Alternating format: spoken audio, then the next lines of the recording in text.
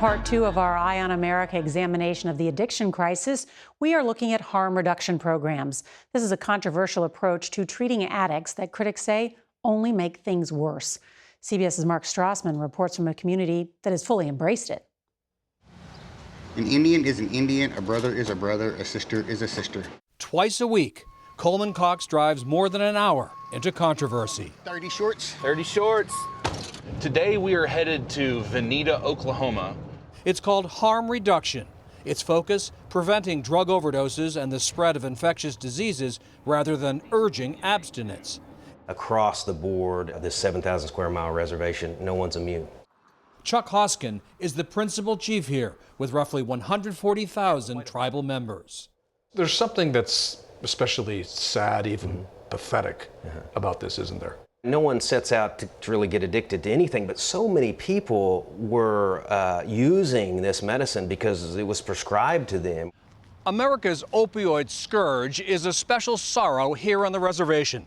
In 2022, more than 100,000 Americans died from overdoses.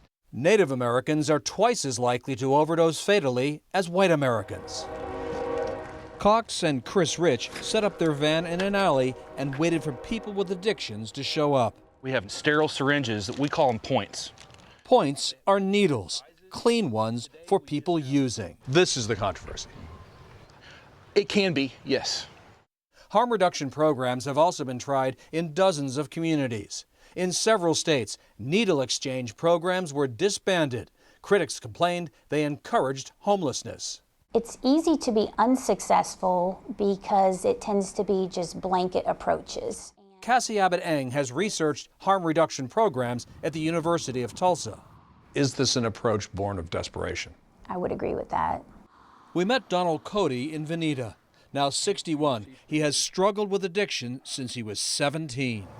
I'm so tired of doing the same old thing and expecting something different to happen. What do you think of the van program? People are going to do what they're going to do, and that way they have the safest way they can. So we were talking about the contract. Cox, now in recovery himself, agrees. When people say to you, you're just enabling users. I am enabling them. I'm enabling them to live tomorrow. All my enabling leads to them eventually making the decision to change their relationship with their drugs. And then we can begin to talk about treatment and recovery. As a tribe, the Cherokee fought opioids by suing multiple drug makers and pharmacy chains. They've won more than $100 million. Some of that money funds this harm reduction program. I learned a Cherokee word today. Oh, you did? Gadugi. Gadugi, working together as a community, as a tribe. And that's what this program is? But it's also Uwe Shua Donatela, which means the ones who help from the heart. This drum circle celebrates Cherokees trying to stay clean and sober. Handing out clean needles is sobering, but nothing else has worked.